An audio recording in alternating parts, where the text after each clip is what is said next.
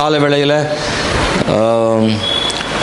ஆண்டுடைய வார்த்தைகளை நாம் கேட்கும்படி வேதத்திலிருந்து ஒரு முக்கியமான வேத பகுதி வாசிக்க போகிறோம். 1 சாமுவேல் புஸ்தகம் 19ஆம் அதிகாரத்தில் நான் சில வசனங்களை உங்களுக்காக வாசிக்கிறேன். தாவீதை கொன்று போடும்படிக்கு சவுல் தன் குமாரனாகிய யோனத்தானோடும் தன் ஊழியக்கார் எல்லாரோடும் பேசினான்.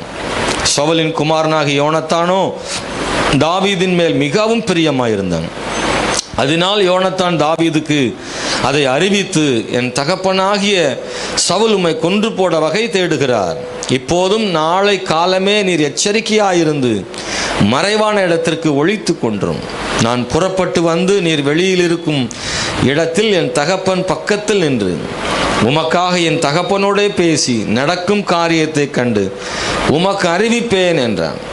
அப்படியே யோனத்தான் தன் தகப்பனாகிய சவுலோடே தாவீதுக்காக நலமாய் பேசி, ராஜா தம்முடைய அடியானாகிய தாவீதுக்கு விரோதமாய் பாவம் செய்யாதிருப்பீராக. அவன் உமக்கு விரோதமாக பாவம் செய்யவில்லை. அவன் செய்கைகள் உமக்கு மெத்த உபயோகமாய் இருக்கிறதே. அவன் தன் பிராணனை தன் கையில் வைத்து கொண்டு அந்த பெலிஸ்தியனை கொன்றதுனால கர்த்தர் இஸ்ரவேலுக்கெல்லாம் பெரிய ரட்சிப்பை கட்டளையிட்டதை நீர் கண்டு சந்தோஷப்பட்டீரே. இப்போதும் முகாந்தரமில்லாமல் தாவீதை கொல்லுகிறதுனால் குற்றமில்லாத இரத்தத்திற்கு விரோதமாக நீர் பாவம் செய்வானேன் என்றான். சவுல் யோனத்தானுடைய சொல்லை கேட்டு அவன் கொலை செய்யப்படுவதில்லை என்று கர்த்தருடைய ஜீவனை கொண்டு ஆணையிட்டான். பின்பு யோனத்தான் தாவீதை அழைத்து அந்த வார்த்தைகளை எல்லாம் அவனுக்கு அறிவித்து அவனை சவுல் அண்டையிலே கூட்டிக் கொண்டு போய்விட்டான். அப்படியே அவன் முன் போலவே அவனுடைய சமூகத்தில் இருந்தான். இந்த தாவீதின் வாழ்வில் நடந்த முக்கியமான விஷயத்தை நான் இந்த காலவேளையில் உங்களோடு பகிர்ந்து கொள்ள விரும்புகிறேன். நம்முடைய தேவன் பாதுகாக்கும் தேவனாக இருக்கிறார். தாவீதை ஆண்டவர் பல விதங்களில் கர்த்தர் பாதுகாத்தார். இவைகளெல்லாம் தாவீதுக்கானது மட்டுமல்ல, அது நமக்கானதும் கூட. தாவீதின் வாழ்வில் தேவன் என்னவெல்லாம் செய்தாரோ அதையெல்லாம் நம்முடைய வாழ்விலும் செய்வதற்கு ஆண்டவர் நிச்சயமாக அவர் போதுமான தேவனாக இருக்கிறார். தாவீதுக்கு செய்த தேவன் நமக்கும் செய்வார். தாவீதுக்கு அவர் செய்ய முடியுமானால் நமக்கும் அவர் செய்ய முடியும். தாவீதை நேசிப்பது போலவே நம்மையும் ஆண்டவர் நேசிக்கிறார். தாவீதுக்கு ஒரு விதத்தில் உதவி செய்து நமக்கு ஒரு விதத்தில் அல்ல. அவர் சகல ஜனங்களின் தேவனாக இருக்கிறார். நாம் அதை சுதந்திரித்துக் கொள்ள தேவன் கிருபை செய்யட்டும். புதிய ஏற்பாட்டு காலத்தில் ஒரு மனிதன் தாவீதின் பெயரை பயன்படுத்தி ஆசீர்வாதத்தை ஆண்டவர்கிட்ட பெற்றுக்கொண்டான். பர்த்திமை என்கிற ஒரு குருடன் ஒருவன் அவன் வழியோரமாய் உட்கார்ந்து பிச்சை கேட்டுக் கொண்டிருந்தான். அவன் ஆண்டவர் இயேசு அந்த பக்கமாய் வரும்போது சத்தமிட்டு கூப்பிடுகிறான். அவன் சொன்ன அல்லது பயன்படுத்தின வார்த்தை என்னவென்றால், தாவீதின் குமாரனே என்று அவன் அந்த வார்த்தைகளை பயன்படுத்துகிறான்.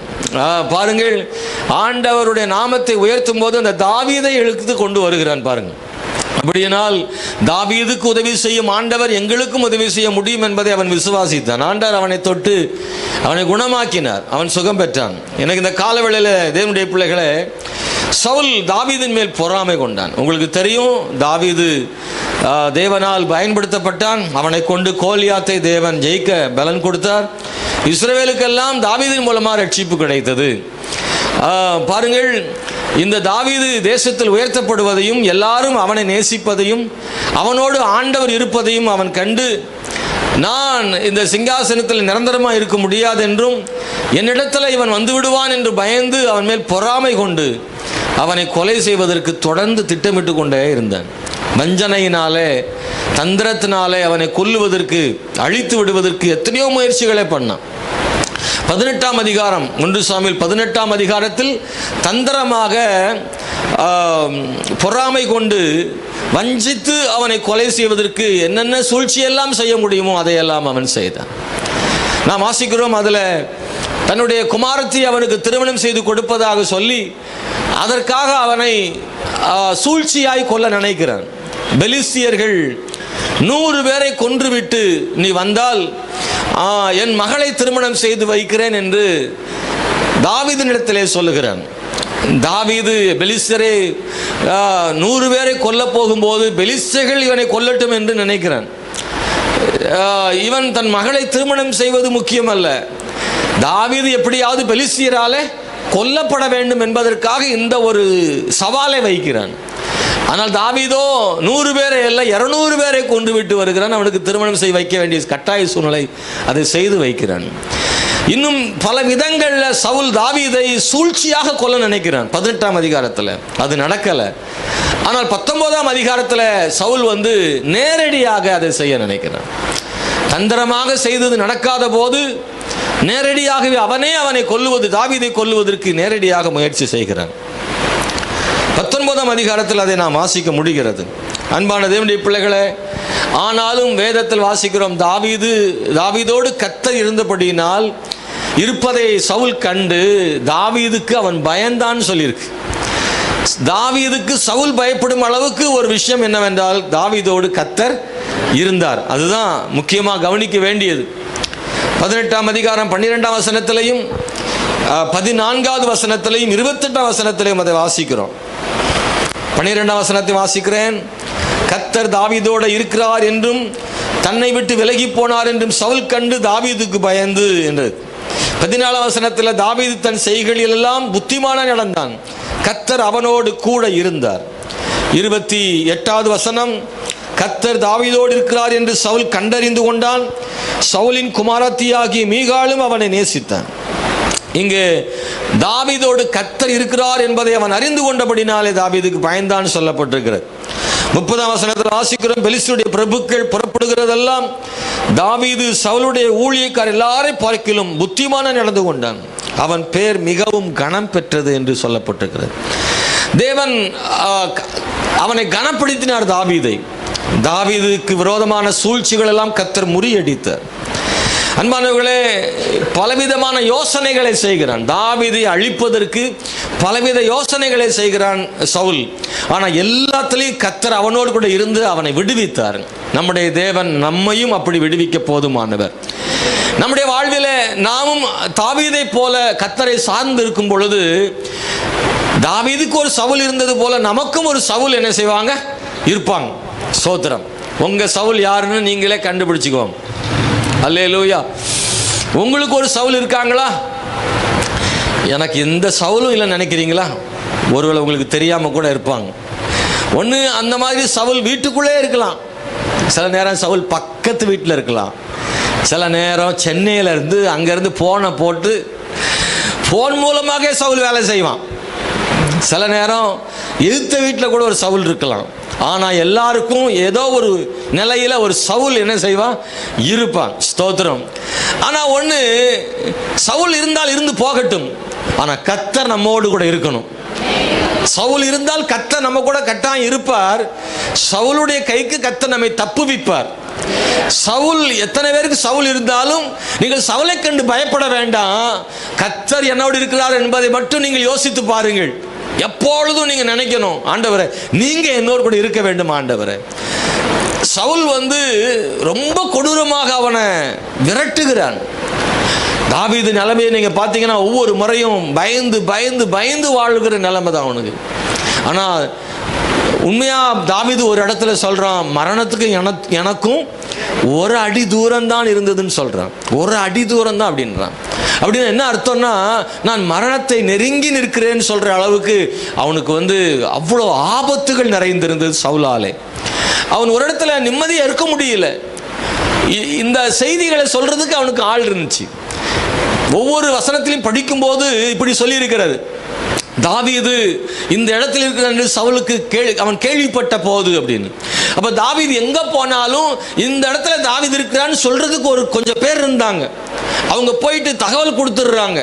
தாவீது இந்த மலையில் இருக்கிறான், இந்த குகையில் இருக்கிறான், சாமுவேலிடத்தில் இருக்கிறான், அவன் பெலிஸ்தீன் தேசத்திற்கு போயிருக்கிறான் என்று தாவீது எங்க இருந்தாலும் அங்க இருக்கிறவங்க தகவல் கொடுத்துடுறாங்க சவுலுக்கு. ஆள் விட்டு சொல்றாங்க, போன் போட முடியாது, ஆனா யாரையாவது ஆள் அனுப்பி சவுலுக்கு தகவல் கொடுத்துடுறாங்க. உடனே சவுல் ஆட்களை அழைத்து கொண்டு அந்த இடத்துக்கு போகிறான். ஆனா ஒண்ணு நிச்சயம், தாவீதை பற்றி சவுலுக்கு தகவல் கொடுக்க ஒரு ஆள் இருக்கும் போது தாவீதுக்கு தகவல் கொடுக்க ஒருவர் இருக்கிறார். அதை மட்டும் மறந்துடக்கூடாது. தாவீதே, உன்னை பிடிக்கும்படி சவுல் வருகிறான்னு ஆண்டவர் சொல்லி அவனை வேற இடத்துக்கு ஆண்டவர் மாற்றி கொண்டு போறார் பாருங்க. சவுலை பற்றி கவலைப்படாதே, சவுலுக்கு தகவல் சொல்றவங்களை பற்றி கவலைப்படாதே, உனக்கு பாதுகாப்பு தருகிற ஒரு தேவன் இருக்கிறார். நீங்க மறந்துடாதீங்க. பிரைஸ் எல்லாம் அல்லேலூயா. இந்த காலையில் தேவனுடைய பிள்ளைகளை, நமக்கு எதிராக எத்தனை பேர் வேணாலும் இருக்கு, நமக்கு சாதகமாக ஒருத்தர் மட்டும் இருக்கிறார், ஆண்டவர் இருக்கிறார், அவர் பாதுகாக்கும் தேவனாக இருக்கிறார். அதை படிக்கும்போது எனக்கு ஆச்சரியமாக இருந்தது. சவுலோடு கர்த்தர் மட்டும் இல்லாவிட்டால் தாவீதோடு கர்த்தர் மட்டும் இல்லாவிட்டால் சவுல் தாவீதை கொல்லுவதற்கு ஒரு அரை மணி நேரம் போதுமானது. ஆனால் வருஷ கணக்கா சவுல் தாவீதை விரட்டியும் தாவீதை ஒன்றும் செய்ய முடியவில்லை.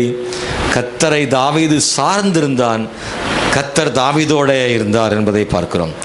சங்கீதக்காரன் அதனால தான் 121 சங்கீதத்தில் 4ஆம் வசனத்தில் தாவீது இப்படி எழுதுகிறார்: இதோ இஸ்ரவேலை காக்கிறவர் உறங்குவதும் இல்லை தூங்குகிறதும் இல்லை என்று தாவீது எழுதுகிறார். பாதுகாவலை பற்றி நிறைய இடங்களில் நான் இன்னைக்கு காலையில் கூட ஒரு வசனத்தை தற்செயலாக படித்தேன். 59ஆம் சங்கீதத்தில் அவர் முதல் வசனத்தில் எழுதுறாரு: என் தேவனே, என் சத்துருக்களுக்கு என்னை தப்புவியும், என் மேல் எழும்புகிறவர்களுக்கு என்னை விலக்கி உயர்ந்த அடைக்கலத்தில் வையும்னு அவர் சொல்றார். நிறைய தாவீது சங்கீதங்களில் ஜபமாக தான் பாடியிருக்கிறார். இந்த சங்கீத புஸ்தகங்கள்லாம் நீங்கள் படிச்சீங்கன்னா பெரும்பாலும் அது ஜபங்களாகவே இருக்கிறது. ஆண்டவர்ட்ட பாதுகாப்பை கேட்கிறான், ஆண்டவர்ட்ட ஒத்தாசையை கேட்கிறான். சத்துருக்களுக்கு முன்பதாக ஒரு பந்தி அவர் ஆயத்தப்படுத்தின்னு சொல்றான். தாவீதுக்கு இருந்த சத்துருக்கள் ஒன்றல்ல இரண்டல்ல, நிறைய சத்துருக்கள் இருந்தார்கள். சத்துருக்களின் எண்ணிக்கை அதிகமாகலாம், ஆனால் சத்துருக்களை முறியடிக்கிறவர் ஒருவரே, அவர் ஒருத்தர் இருந்தால் போதும். சத்துருக்களின் எண்ணிக்கை பற்றி ஒருபோதும் பயமில்லை. ஸ்தோத்திரம்.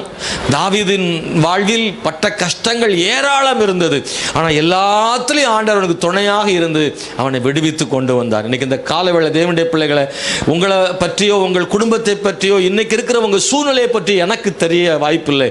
ஆனால் கர்த்தர் உங்கள் உள்ளத்தை ஆராய்ந்து பார்க்கிறவர், உங்கள் சூழ்நிலைகளை ஆண்டவர் அறிவார். நீங்க எவ்வளவு நெருக்கத்தில் இருக்கிறீங்கன்னு கர்த்தர் பார்க்கிறார், உங்க எவ்வளவு வேதனையில் இருக்கிறீங்க கர்த்தர் பார்க்கிறார். உங்க தேவைகள் சந்திக்கப்படுமோ படாதோ அப்படின்ற அவிசுவாசம் உங்களுக்கு இருக்கான்றதை கர்த்தர் அறிவார். ஆனா ஒண்ணு நிச்சயம், இன்னைக்கு இந்த காலையில கர்த்தர் உங்களுக்கு கொடுக்கிற செய்தி, நீ கர்த்தரை மட்டும் பிடிச்சுக்கோங்க. சத்துருக்கள் எண்ணிக்கையை பற்றி கவலைப்படாதீங்க. ஹல்லேலூயா. சத்துருக்களுடைய எண்ணிக்கை பற்றி கவலைப்படாதீங்க, சத்துருக்களுடைய வார்த்தையை பற்றி பயப்படாதீங்க, சத்துருக்களோடு இருக்கும் பலத்தை பற்றி நீங்க ஒரு நாளும் பயப்படாதீங்க. நீ கர்த்தரை மாத்திரம் பற்றி கொள்ளுங்க. இல்ல, சில நேரம் சத்துருக்கள் எண்ணிக்கை நம்மை பயமுறுத்தும். எத்தனை பேர் நமக்கு விரோதமாக இருக்கிறாங்க, நம்ம சொல்லு எடுப்படலையே, நமக்கு விரோதமாக பேசுகிறவங்களுக்கு தானே சப்போர்ட் நிறையா இருக்குது. நான் ஒரு ஆளாக நின்று கத்திக்கிட்டு இருக்கேன், ஆனால் எனக்கு எதிராக பேசுகிறவங்க நிறைய பேர் இருக்கிறாங்களே. நான் ஒரு ஆளாக சமாளிப்பதே கஷ்டம், ஆனால் எனக்கு எதிராக பேசுகிறவங்க ஏகப்பட்ட பேர் இருக்கிறாங்களே. நான் சொல்கிற நியாயத்தை காது கொடுத்து கேட்க ஆள் இல்லை, ஆனால் அநியாயம் செய்கிறவன் கூட நின்று 10 பேர் நின்று எனக்கு எதிராக நிற்கிறாங்களே அப்படின்னு நீங்கள் நினைக்கிறீங்களா? இந்த கால வேளையில் தேவனுடைய பிள்ளைகளை, சத்துருக்களின் எண்ணிக்கையை பற்றி நீங்கள் பயப்படாதீங்க, சத்துருக்களின் பலத்தை பற்றி பயப்படாதீங்க. சத்துருக்கள் கோலியாத்த மாதிரி ஓங்கி வளர்ந்து நிற்கிற மாதிரி இருக்கலாம். உங்கள் பலத்தையும் அவங்க பலத்தையும் ஒப்பிடவே முடியாது. ஏன்னா அவங்களுக்கு எல்லா பலமும் இருக்குது. அவங்களுக்கு பணபலம், அதிகார பலம், ஆள்பலம் எல்லாம் இருக்கலாம் ஒருவேளை. அதை பற்றி பயப்படாதீங்க. ஏன்னா தாவீது அதை பற்றி பயப்படலை, கர்த்தர் அவனுக்கு துணை நின்றதுனால அவன் ஜெயிக்க முடிந்தது. ஸ்தோத்திரம். அல்லேலூயா. ஆகவே இந்த காலவேளையில் தேவனுடைய பிள்ளைகளே, தேவன் மாத்திரம் போதும் தான் நிற்கிறோம். எதை பற்றியும் பிரச்சனை இல்லை, தேவன் நம்மை நடத்துவார். தாவீதை ஆண்டவர் பாதுகாத்த 4 விதமான சூழ்நிலைகளை பற்றி இந்த காலையில் உங்களோடு பேச விரும்புகிறேன். ஒன்று, தீமையான யோசனைகளை தடுத்து நிறுத்தினார் ஆண்டவர். தீமையான யோசனைகளை, தாவீதுக்கு விரோதமான தீமையான யோசனைகள் இருந்தது. சவுல் முதலாவது தீமையான யோசனை செய்கிறான். அவனுடைய மனசுல தாவீதை பற்றிய ஒரு தவறான எண்ணம் அவனுக்குள்ளே பதிந்து விட்டது. இதற்கு ஒரு சம்பவம் ஒரு காரணமா இருந்துச்சு. ஏன்னா பெண்கள் அவங்க பாடுறாங்க. என்ன பாட்டுன்னா, சவுல் கொன்றது 1000, தாவீது கொன்றது 10000ன்னு ஒரு பாட்டு பாடுறாங்க.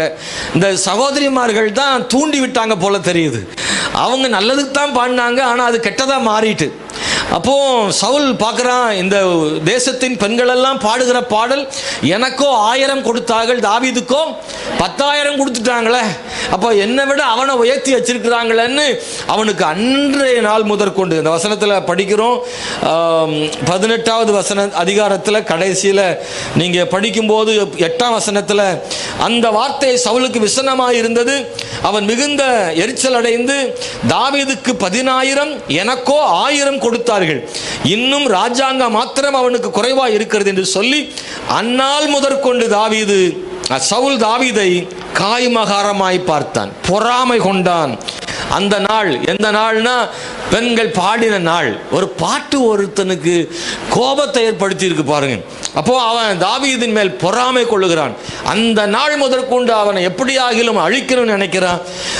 பாருங்கள், தீமையான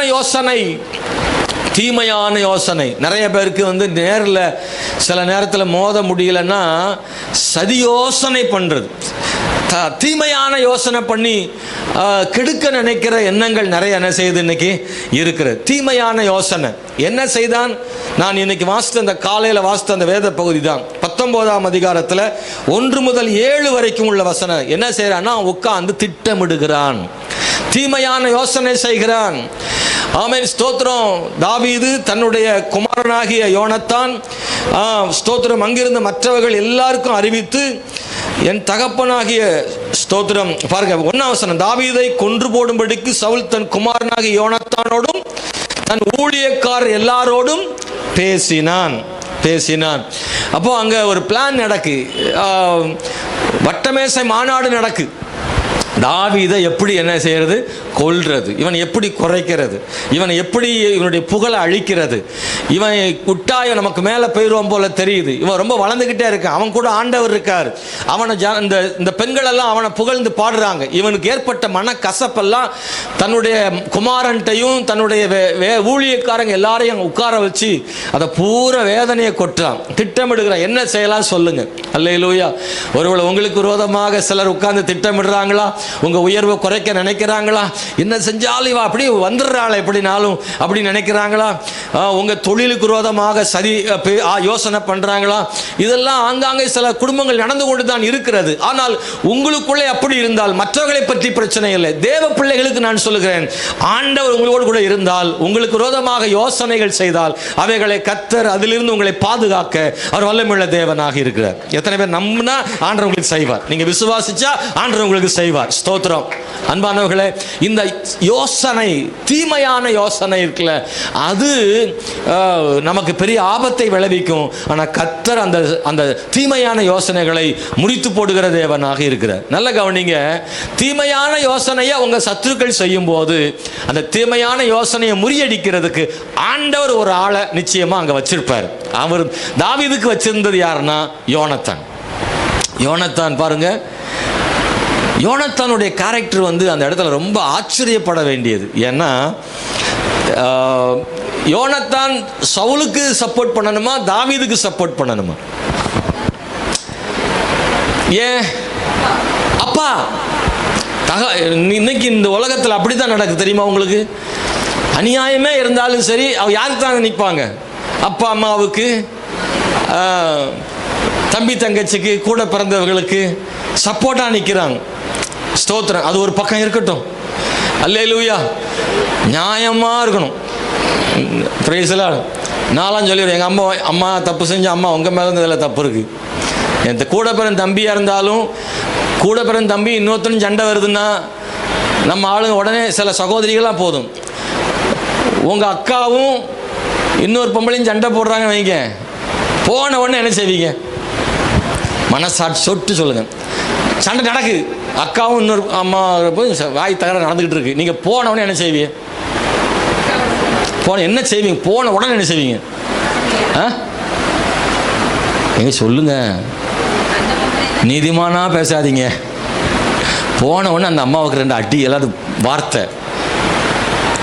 யாராவது போன உடனே என்ன பிரச்சனை நடக்குங்க சொல்லுங்க, அக்கா சொல்லுங்க, 2 பேரும் சொல்லுங்க. அந்த இன்னொரு அக்கா சண்டை போடுறாங்க, அந்த அக்கா நிறுத்துங்க, என்னன்னு சொல்லுங்க அப்படின்னு கேட்குற பழக்கம் இருக்கா? நடந்தது என்னன்னு கேட்குறீங்களா? அது கிடையாது. என்ன நடந்துச்சுன்னே கேட்கறது இல்லை. என்ன நடந்தாலும் சரி, எங்கள் அக்காவை தான் முக்கியம். அப்படி வராமல் போகக்கூடாது. உங்கள் அக்கா செத்த எலி தூக்கி எடுத்து வீட்டில் போட்டிருக்காங்க. போட்டது இந்த அம்மா தான், உங்கள் அக்கா தான் செஞ்சுருக்கு. அந்த அம்மா அதுக்கு கேட்க வந்திருக்கு. இந்த பிரச்சனையை கேட்டவொடனே நீங்கள் என்ன செய்யணும்? உங்கள் அக்காவை சத்தம் போட்டு இப்படி செய்கிற நியாயமா நீ அப்படின்னு அக்காவுக்கு 2 சத்தம் போட்டு இனி செய்யாதன்னு சொல்லி அந்த அக்கா கிட்ட சரி சரி நடந்து போச்சு, நீங்கள் பெருசாக நினச்சிக்க நான் பார்த்துக்கிறேன் அப்படின்னு சமாதானம் பண்ணி வைக்கிற இடத்துல தான் நம்ம தேவ பிள்ளை இருக்கு. நம்ம ஒழிய எடுத்து ஒரு சொருவிக்கிட்டு போய் நின்று அங்கே சண்டை போடுறது நின்றுன்னா நீங்கள் நீதியானவங்க இல்லை, நீங்கள் நீதியானவங்க கிடையாது. ரைசலாட் அல்லேலூயா. நான் அப்படி தான் இருக்கிறேன். என் கூட பிறந்தவனாலும் சரி, பெத்த பிள்ளைனாலும் சரி, நீதின்னா எல்லாருக்குமான நீதி தான். அதில் எந்த மாற்று கருத்துமே கிடையாது. யாராக இருந்தாலும் சரி, மனைவியோ தாயோ தகப்பனோ பிள்ளைகளோ தவறு செய்யும் பொழுது தவறு செய்கிறவர்களுக்கு நாம் உதவியாகவோ சப்போர்ட்டாகவோ ஒருபோதும் இருந்துவிட கூடாது. அந்த இடத்துல நிற்கணும். அந்த இடத்துல யார் இருந்தான்னா யோனத்தான் இருந்தான். அவனுடைய கேரக்டரை பாராட்டணும். யோனத்தானை பாருங்க, அவன் அப்பாவாக இருந்தாலும் சரி தவறாக பார்த்தான். இன்னும் சொல்ல போனால் தன் தகப்பன் ராஜாவாக இருக்கிறார், தன் தகப்பனாருக்கு எதிராக அல்லது தகப்பனுக்கு பதிலாக தாவீது வளர்ந்து வருகிறான். நாளை இன்னும் சில வருடங்களில் தகப்பன் சிங்காசனத்தில் உட்கார வேண்டிய யோனத்தான் இவனுக்கு வர வேண்டிய இடத்தை தாவீது பெற்றுக்கொள்கிறான். நல்லா புரிஞ்சுக்கோங்க. இளவரசனாக இருக்கிற யோனத்தான் ராஜாவாக இருக்கிற அப்பா ஸ்தானத்தில் அடுத்த ராஜா அவன்தான். தனக்கு வர வேண்டிய சிங்காசனத்தை சவுலுக்கு பதிலாக என்பதை காட்டிலும் யோனத்தானுக்கு பதிலாக தாவீது என்ற இடத்துல வந்தாலும் கூட சரி, தேவன் ஒரு மனுஷனை தேர்ந்தெடுத்திருப்பாரானால் அந்த மனிதனுக்கு எதிராக நிற்கக்கூடாது என்று யோனத்தான் நினைக்கிறான் என்றால் யோனத்தானுடைய எண்ணம் நல்ல எண்ணம் தானே. சிங்காசனம் எனக்கே கிடைக்காம போனாலும் போகட்டும் ஐயா, கர்த்தர் ஒருத்தனை தேர்ந்தெடுத்திருக்கிறார்ல, அவனை உயர்த்தி வைக்கணும்னு, அவனுக்கு எதிராக செயல்படக்கூடாதுன்ற ஒரு எண்ணம் இந்த யோனத்தானுக்கு இருந்தது. யோனத்தானை கர்த்தர் அங்கே ஏற்படுத்தி வைத்திருந்தார். அன்பானவர்களே, யோனத்தான் சொல்கிறவங்க அப்பா கிட்ட நிறைய பேசி எடுத்து எல்லாத்தையும் சரி பண்ணி தகப்பனாருக்கு புரியும்படியான ஒரு ஆலோசனை கொடுக்குறான். ரொம்ப அருமையாக சொல்கிறான். அப்பா நீங்கள் அது அப்பாட்ட சண்டையெல்லாம் போடலை, நல்லா கவனிக்கணும். அதுக்காக இன்னொருத்தனுக்காக அப்பாவை போய் சண்டை போட்டு மரியாதை இல்லாமலாம் பேசக்கூடாது. அதை புரிய வைக்கிறதுக்கு ரொம்ப ஞானமாக யோனத்தான் செய்கிறார். நியாயம் செய்கிறேன் என்ற பேரில் பெற்றோரையோ நம்முடைய குடும்பத்தாரையோ காயப்படுத்தணும்ன்ற அவசியம் கிடையாது. நம்முடையவர்கள் யாராவது தவறு செய்திருந்தால் அவங்களை காயப்படுத்த வேண்டியதில்லை. தவறை முறைப்படி புரிய வைக்கிற அந்த அனுபவம். இவன் சொல்ற விதத்தை பார்த்தீங்கன்னா ரொம்ப ஆச்சரியமா இருக்கும். தாவீதுக்காக நலமாய் பேசி, ராஜா தம்முடைய அடியானாகிய தாவீதுக்கு விரோதமாய் பாவம் செய்யாதிருப்பீராக, நீங்கள் செய்யறது பாவமாயிடும், உமக்கு விரோதமாக பாவம் செய்யவில்லையே தாவீது, அவன் செய்திகள் உமக்கு உபயோகமாகத்தானே இருக்கிறது. தாவீது நல்லது தானே செய்கிறான். அவன் தன் பிராணனை கையில் வைத்துக் கொண்டு அன்னைக்கு பெலிஸ்தியர் இடத்துல சண்டை போட்டு கோலியாத்தை ஜெயிக்கல அப்படின்னா நம்ம எல்லாரும் குற்றவாளியா இருந்திருப்போமே. நமக்கு கிடைச்ச ஜெயம் அவனால தானே கிடைச்சது, நீங்க தானே சொன்னீங்க, அவனை பாராட்டினீங்களே. இப்படி எல்லாம் சொல்ல சொல்ல சொல்ல சொல்ல சவுலுடைய மனசுல ஒரு மாற்றம் ஏற்பட்டுருச்சு. பாருங்க, தான் மறந்து போன ஒன்றை, சவுல் மறந்து போன ஒன்றை யோனத்தான் புரிய வச்சிட்டான். சவுல் புரிந்து கொண்டான். தவறான யோசனைகளை, தீமையான யோசனைகளை தாவீதுக்கு விரோதமாக எழும்பின பொழுது கர்த்தர் அந்த யோசனைகளை முறியடிப்பதற்கு யோனத்தானை கர்த்தர் பயன்படுத்துகிறார். இன்னைக்கு அன்பான சகோதரி, நம்முடைய வாழ்விலும் நமக்கு விரோதமாக எழும்புகிற எல்லா விதமான தீமையான யோசனை செய்கிற ஒரு மனிதர்களுக்கு மத்தியில் அந்த யோசனைகளை முறியடிப்பதற்கு தேவன் நமக்காக ஒரு ஆளை ஏற்படுத்துவார், ஆண்டவர் ஏற்படுத்துவார். ஏரோதின் கைக்கு இயேசுவை தப்புவிக்க, சாஸ்திரிகளையும் யோசேப்பையும் எச்சரிக்க தேவன் தம்முடைய தூதன் என்ன செய்தாரு, அனுப்பினாரு. ஏன்னா தீமையான யோசனை பண்ணிட்டு ஒருத்தன் இருக்கான். யாரு? ஏரோது. எப்படி ஆகிலும் நம்ம இடத்துக்கு வந்து விடக்கூடிய, ஏன்னா ராஜா பிறந்திருக்கிறான்ற செய்தி பரவிடுச்சு. ஏரோது கலங்கி போய் கிடக்கிறான். அவன் யோசனை பண்ணிக்கிட்டு இருக்கிறான். அந்த யோசனையை முறியடிக்கிறதுக்கு தேவன் தம்முடைய தூதனை அனுப்பி பாருங்கள், திசை மாற்றி போக செய்ய கர்த்தர் கிருபை செய்தார். ஆமென். இரண்டாவது ஒரு விஷயத்தை நான் சொல்ல விரும்புகிறேன். சதித்திட்டத்தில் இருந்து கர்த்தர் தப்புவித்தார் தாவீதை. 19ஆம் அதிகாரத்தில் 8 முதல் 10 வசனங்களை படிக்கிறோம்.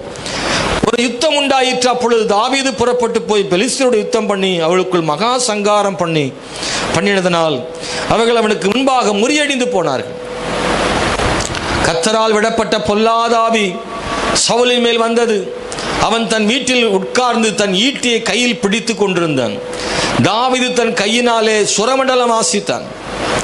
அப்பொழுது சவுல் தாவீதை ஈட்டியினால் சுவரோடு சேர்த்து உருவ குத்தி போட பார்த்தான். ஆனாலும் இவன் சவுலுக்கு விலகினதினாலே அவன் எரிந்த ஈட்டி சுவரிலே பட்டது. தாவீதோ அந்த ராத்திரி ஓடிப்போய் தன்னை தப்புவித்து கொண்டான். வசனத்தில் வாசிக்கிறோம். ஆமென், ஸ்தோத்திரம். 2 முறை அவன் தப்புவித்துக் கொண்டிருக்கிறான். நாம் வாசிக்கிற போது அன்பானவர்களே 19ஆம் அதிகாரம் 10ஆம் வசனத்திலையும் வாசிக்கிறோம். ஆமென், ஸ்தோத்திரம். 18ஆம் அதிகாரம் 11ஆம் வசனத்திலையும் படிக்க முடியும். அப்பொழுது சவுல் தாவீதை சுவரோடே சேர்த்து உருவ குத்தி போடுவேன் என்று ஈட்டி அவன் மேல் எறிந்தான். ஆனாலும் தாவீது விலகி 2 தரம் அவனுக்கு தப்பினான். சவுல் பராக்கிரமசாலி, ரொம்ப உயரமானவன், பலமுள்ளவன் தான். ஒரு ராஜா ஈட்டி எறிந்தால் சரியாகத்தான் எறிவான். ஈட்டி எறியும் தூரத்தில் தான் தாவீது உட்கார்ந்திருக்கிறான். சவுல் பிசாசினால் பிடிக்கப்படும் பொழுதெல்லாம் தாவீது இசை வாசிப்பான். தாவீதின் இசை வாசிக்கும் போது சவுல் பிசாசு விடுதலையாகி சவுல் நலமாகி விடுவான். சவுலுக்காக தாவீது இசை வாசிப்பதற்காகவே அங்கு வைக்கப்பட்டிருக்கிறான். வீட்டுக்குள்ளே தான் உட்கார்ந்திருக்கிறான். அவன் உட்கார்ந்திருக்கும் போது இசை வாசித்து கொண்டிருக்கும் போது ஈட்டி எடுத்து எறிகிறான். இது அவனை வீட்டுக்குள்ளே கொன்று போட நினைக்கிறான். இரண்டாவதாக மறுபடியும் முயற்சிக்கிறான். நான் கர்த்தர் மேல் ஆணையிட்டு சொன்னானே சவுல், கர்த்தரில் ஆணையிட்டு இனி தாவீதை நான் கொல்ல மாட்டேன் என்று ஆணையிட்டான். 6ஆம் வசனத்தில் படிக்கிறோம். சவுல் யோனத்தானுடைய சொல்லை கேட்டு அவன் கொலை செய்யப்படுவதில்லை என்று கர்த்தருடைய ஜீவனை கொண்டு ஆணையிட்டான். மனமாற்றம் அடைஞ்சான். ஆனால் மறுபடியும் மனம் மாறிட்டான். செய்ய மாட்டேன் என்று சொன்ன சவுல் தேவன் மேல் ஆணையிட்டும் அதை மாற்றிவிட்டான். இப்பொழுது தந்திரமாக சதித்திட்டம் பண்ணி கொல்லுவதற்கு ஈட்டி எறிகிறான். அதில் தாவீது விலகிவிட்டான். அங்கே 2 முறைன்னு சொல்லப்படுகிறது, 3ஆம் முறை எங்கேயும் சொல்லப்படுது. ஏறத்தாழ 3 முறை ஈட்டியால் எறிந்திருக்கிறான். அப்பொழுது தாவீது விலகினான் என்று சொல்லப்பட்டிருக்கிறது. நான் இந்த வசனத்தை படிக்கும்போது நான் நினைக்கிறேன், ஒரு முறைன்னா பரவாயில்ல, 3 முறையும் தாவீது காப்பாற்றப்பட்டது அவன் விலகினதுனால அல்ல, கர்த்தர் தாவீதை காப்பாற்றியதுனால். எத்தனை பேர் நம்புறீங்க? பிரைஸ் தி லார்ட், ஹல்லேலூயா. ஏன்னா நான் இப்படி யோசித்தேன், தாவீது இசை வாசிக்கும் போது அவன் அதில் தான் கவனம் செலுத்தியிருப்பான். குனிஞ்சு வாசித்திருக்கலாம், அந்த ஸ்ட்ரிங்ஸ் அன்னைக்கு இருந்துச்சு இல்லையா, ஆகவே அதை கவனமாக வாசித்துட்டு இருப்பான். தாவீது மேலே ஈட்டி எறியப்படும் பொழுது எந்த அளவுக்கு தாவீது கவனித்தான் என்று தெரியலை. ஆனால் தாவீது கவனித்தானோ கவனிக்கவில்லையோ, தாவீதுக்காக கர்த்தர் கவனித்தார். தாவீதினுடைய அந்த ஆபத்தை கர்த்தர் அறிந்து அவனை பாதுகாத்தார். அவனோடு ஆண்டவர் இருந்தார். ஈட்டி வீட்டுக்குள்ள ரொம்ப தூரம்லாம் கிடையாது. அதாவது உங்களுக்கு தெரியல, ரொம்ப தூரம்னா கூட விளைவிக்கிறதுக்கு வாய்ப்பு இருக்கும். பக்கத்தில் எரியும் போது சட்டுன்னு வந்துடும். அதில் விலகிறது ரொம்ப கஷ்டம்.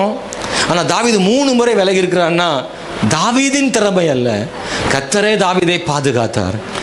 இன்னைக்கும் தேவனுடைய பிள்ளைகளே, ஆபத்து நெருக்கத்தில் இருக்கலாம், பிரச்சனை நெருக்கத்தில் இருக்கலாம், மிக அருகிலேயே உங்களுக்கு பிரச்சனைகள் இருக்கலாம். தூரத்தில் உள்ளவர்கள் அல்ல, அருகில் உள்ளவர்களே, அருகிலேயே உங்களுக்கு அம்பைவதற்கு ஆட்கள் இருக்கலாம். ஆனாலும் கர்த்தர் உங்களோடு கூட இருந்தால் கர்த்தர் உங்களை பாதுகாக்க முடியும். நம்முடைய தேவன் பாதுகாக்கும் தேவனாக இருக்கிறார். அல்லேலூயா, ஸ்தோத்திரம். அம்புகளை கையில் வைத்திருக்கிறதான நபர்கள் சவுலை போல பராக்கிரமசாலிகளாக இருக்கலாம், சவுலை போல திறமை வாய்ந்தவர்களாக இருக்கலாம். அவங்க நினைச்சாங்கன்னா எனக்கு தீமை செய்ய முடியும் அப்படின்ற இடத்துல இருக்கலாம். ஆனால் கர்த்தர் இருக்கும்போது எவ்வளோ அனுபவசாலி நம்மகிட்ட தோற்று போகும்படி தேவன் செய்வார். நான் உங்களுக்கு சொல்கிறேன், எவ்வளோ அனுபவசாலியாக கொடுக்கலாம், எவ்வளோ திறமையானாலாக கொடுக்கலாம், ரொம்ப அறிவாளியாக கூட இருக்கலாம், பலமுள்ளவங்களாக இருக்கலாம். ஆனால் அவங்க குறி தப்பாமல் அம்பு எய்கிறவங்களா இருக்கலாம். அவங்க நினைச்சிட்டாங்கன்னா எனக்கு விரோதமாக செஞ்சு முடிச்சிருவாங்க நீங்கள் நினைக்கலாம். ஆனால் கர்த்தர் தாவீதோடு இருந்தது போல கர்த்தர் நம்மோடு கூட இருந்தால் அவங்களுடைய அம்பு நம்மேல் படாமல் தப்பு வைக்கும்படியாக நமக்கான ஒரு வழியை தேவன் வச்சிருப்பார். நமக்காக தேவன் ஒரு வழி வச்சிருப்பார். நிச்சயமா தேவன் செய்ய போதுமான தேவனாக இருக்கிறார். அன்பானவர்களே, ஸ்தோத்திரம். வீட்டுக்குள்ள ஈட்டி எதுக்கு அவனுக்கு? அப்போ இது என்னன்னா சதி திட்டம் தானே, பிளான் பண்ணி செய்கிறான். தாவீது இன்னைக்கு எப்படினாலும் கொன்று விட வேண்டியதான். யோனத்தான் ஒரு வார்த்தையை பயன்படுத்துகிறார் பாருங்க. யோனத்தான் ஒரு வார்த்தையை பயன்படுத்துகிறாரு 19ஆம் அதிகாரத்தில். பிரைஸ் தி லார்ட், ஸ்தோத்திரம், ஹல்லேலூயா. அப்படியே யோனத்தான் தன் தகப்பனாகிய சவுலோடே தாவீதுக்காக நலமாய் பேசி, ராஜா தம்முடைய அடியானாகிய தாவீதுக்கு விரோதமாய் பாவம் செய்யாதிருப்பீராக, அவன் உமக்கு விரோதம் பாவம் செய்யவில்லை. பிரைஸ் தி லார்ட், ஸ்தோத்திரம். நியாயம் இல்லாமல் செய்ய அப்படின்னு ஒரு வார்த்தை அதில் வரும் பாருங்க. பிரைஸ் தி லார்ட், ஸ்தோத்திரம்.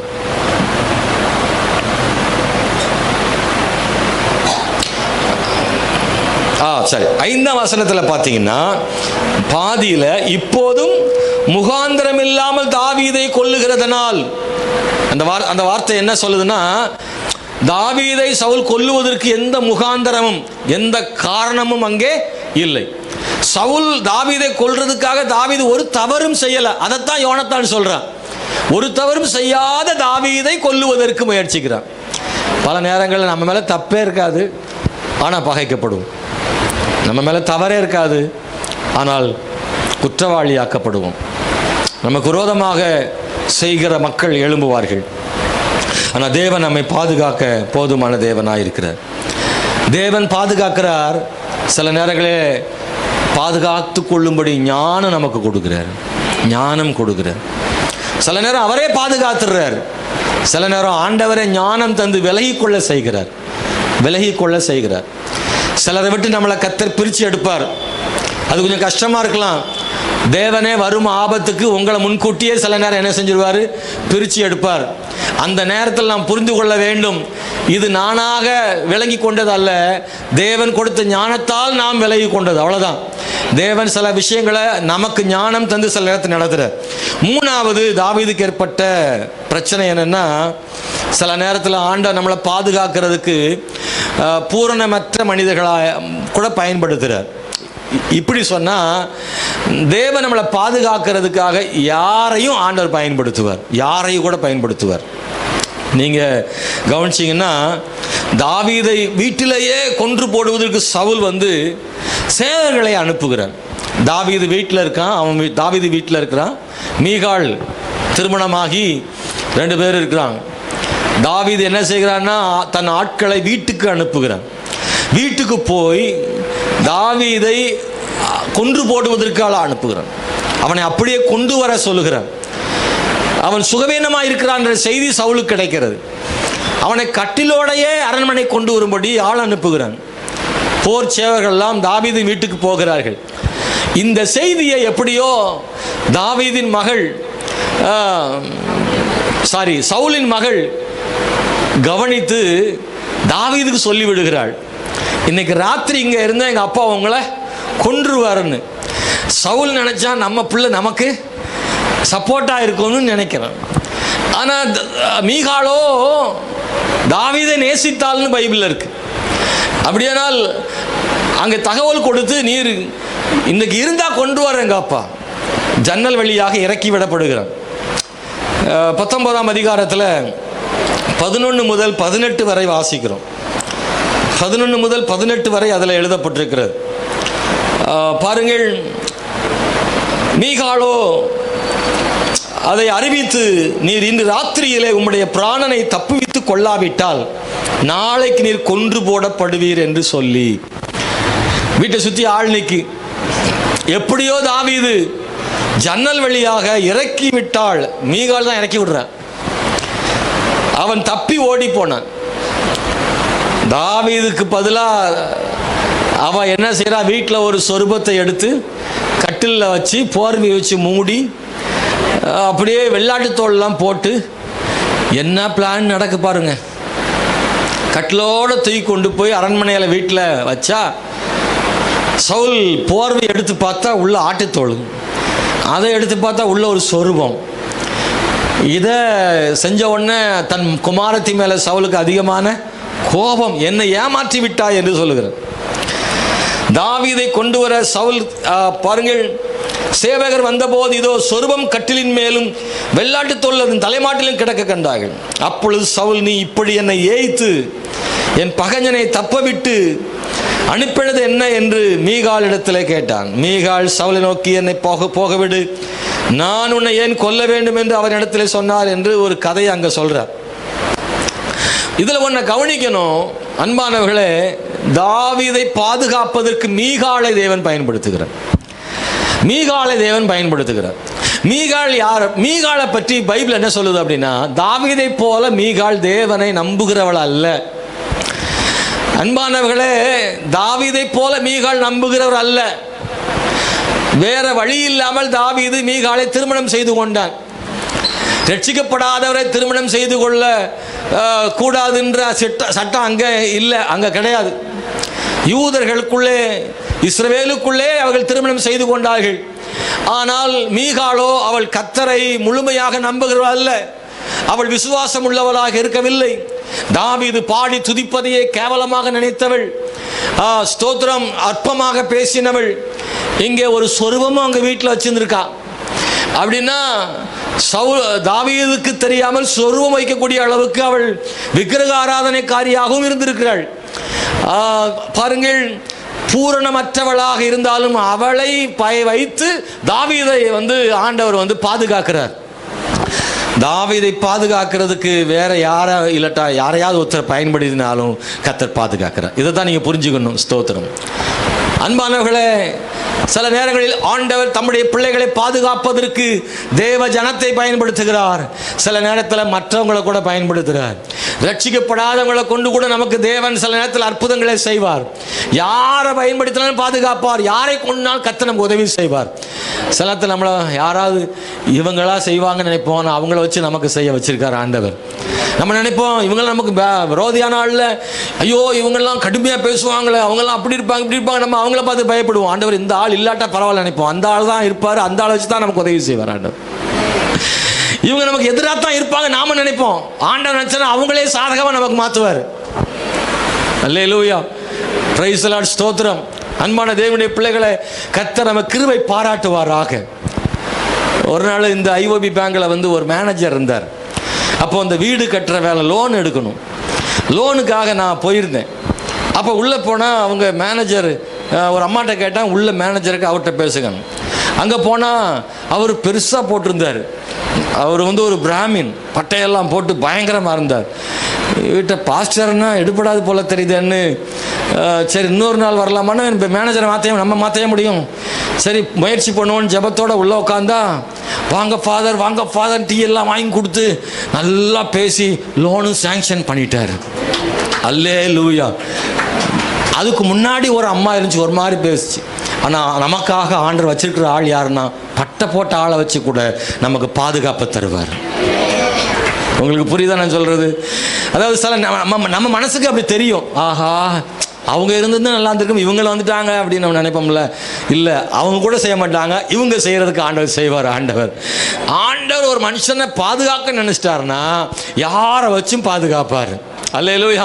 மீகாள் அவங்க அப்பாவுக்கு இதாக இருப்பாரா? இல்லை, ஆண்டவர் நினைச்சாரு மீகாள் தாவீதுக்கு சாதகமாக பேசுறதுக்கு ஆண்டவர் வைப்பார். அன்பான தேவனுடைய பிள்ளைகளை, எவரை கொண்டும் செய்வதற்கு தேவன் வல்லமையுள்ள தேவனாக இருக்கிறார். ஸ்தோத்திரம்.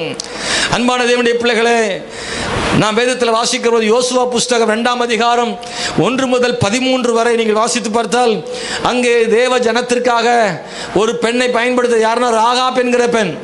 அவள் நீதிமான அல்ல. அவளை பற்றி சொல்லும் பொழுது வேசின்னு சொல்லப்பட்டிருக்கிறது. அப்போ ஆண்டவர் தம்முடைய ஜனத்தை பாதுகாக்கிறதுக்காக, வழி நடத்துறதுக்காக தேவன் யாரை பயன்படுத்துறாருன்னா, அங்கே ஒரு தவறான பெண்ணை கூட ஆண்டவர் பயன்படுத்துகிறார்.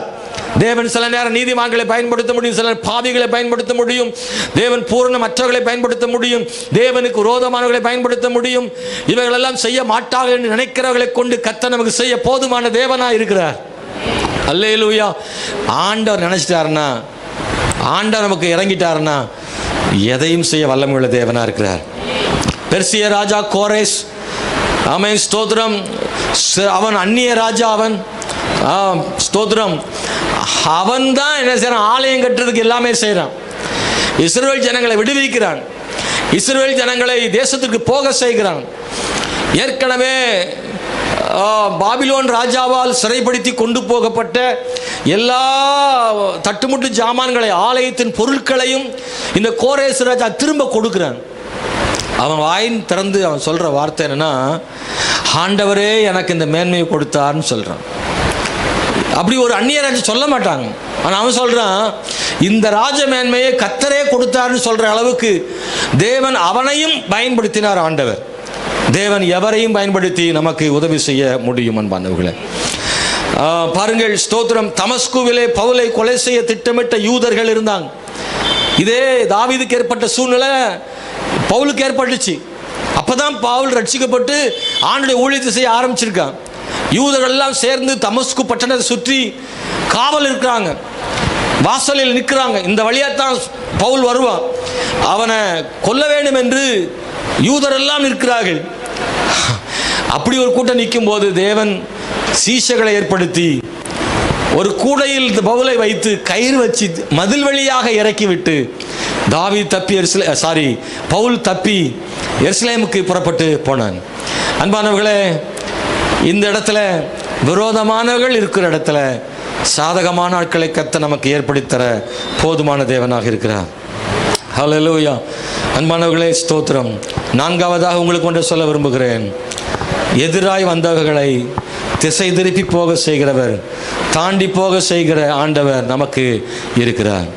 தாவீதுக்கு எதிராக வந்த சத்துருக்களை திசை திருப்பி போக, அல்லது மனமாறி போக, அல்லது அதை தாண்டி போக, அதை மறந்து விடுவதற்கு தேவன் கிரியை செய்ய போதுமான தேவனாக இருக்கிறார். எத்தனை பேருக்கு புரியுதுன்னு தெரியல. ஸ்தோத்திரம். கடைசியாக தாவீதை கொல்றதுக்கு ஒரு திட்டம் தீட்டுகிறான். தாவீதை பிடித்து கொண்டு வரும்படியாக 18ஆம் வசனத்தில் 19-18 படிக்கும்போது, தாவீது தப்பி ராமாவில் இருந்த அவனுக்கு அறிவித்தான். பின்பு அவனும் சாமுவேலும் போய் நாயோதியிலே தங்கி இருந்தார்கள். தாவீது ராமாவுக்கு அடுத்த நாயோதில் இருக்கிற செய்தி சவுலுக்கு அறிவிக்கப்பட்டது. எப்படி செய்தி போயிருது? தாவீது எங்க இருக்கான்ற செய்தி சவுலுக்கு போயிருச்சு.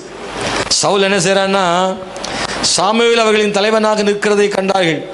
ஒரு பெரும் சேவகர் கூட்டத்தை அனுப்புகிறான். அங்கே என்ன நடக்கிறது? அவர்கள் தீர்க்கத்திடம் சொல்கிற தீர்க்கதரிசியின் கூட்டத்தையும் சாமுவேலின் தலைவனாக நிற்கிறதை கண்டார்கள். அப்பொழுது சவுலுடைய சேவகர்கள் மேல் தேவனுடைய ஆவி இறங்கினதால் அவர்களும் தீர்க்க சொன்னார்கள். பாருங்க, சவுல் அனுப்புற வேலைக்காரங்க தாவீதை பிடித்து போக வர்றாங்க.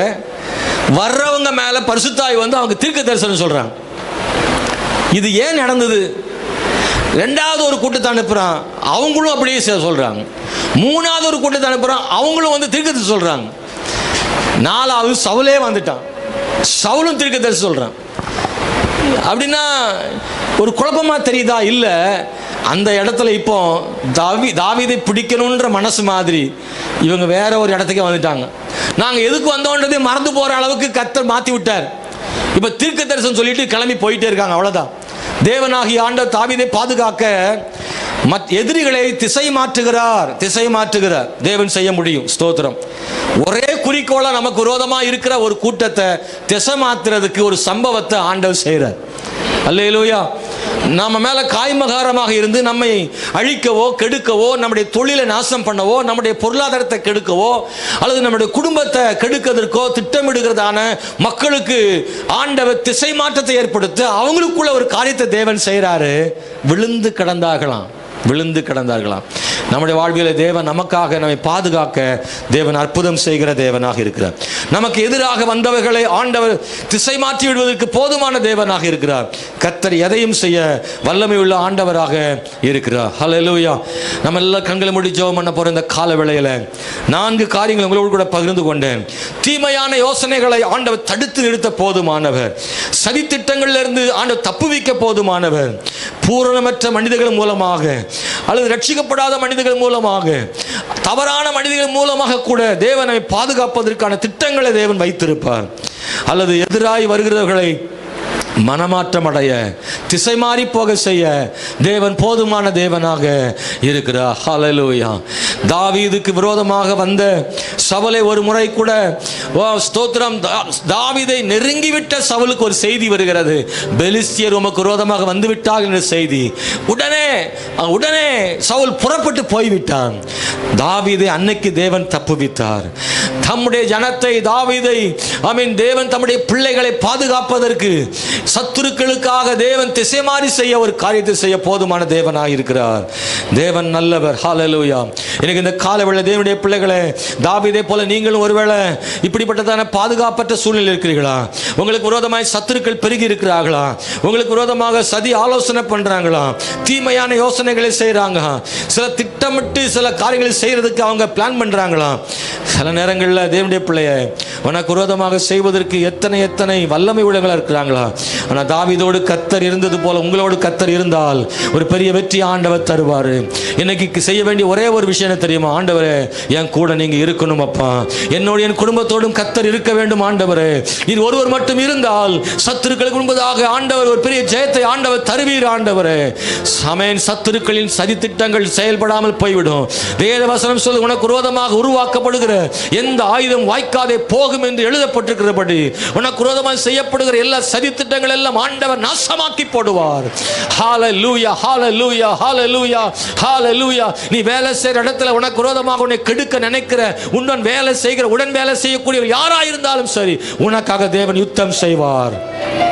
ஒரு வழியாய் உனக்கு விரோதமாய் வருவார்கள், 7 வழியாய் ஓடி போவார்கள் வசனம் சொல்கிறது. உன் வாழ்வில் தேவன் அப்படி செய்ய போதுமான தேவன் இருக்கிற மகளே, சகோதரர், நீ கர்த்தரை சார்ந்து கொள்வாயானால் உனக்காக தேவன் யுத்தம் செய்வார்.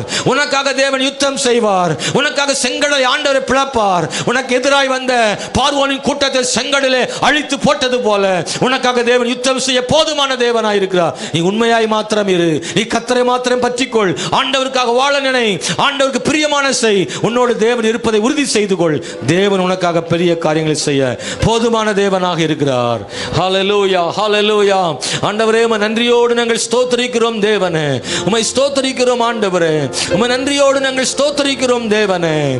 ஓ ஹல்லேலூயா, ஹல்லேலூயா, ஹல்லேலூயா, ஹல்லேலூயா. ஆண்டவரே, உம்மை துதிக்கிறோம் ஆண்டவரே. உம்மை நன்றியோடு நாங்கள் துதிக்கிறோம் இயேசுவே. ஆமென் ஆண்டவரே.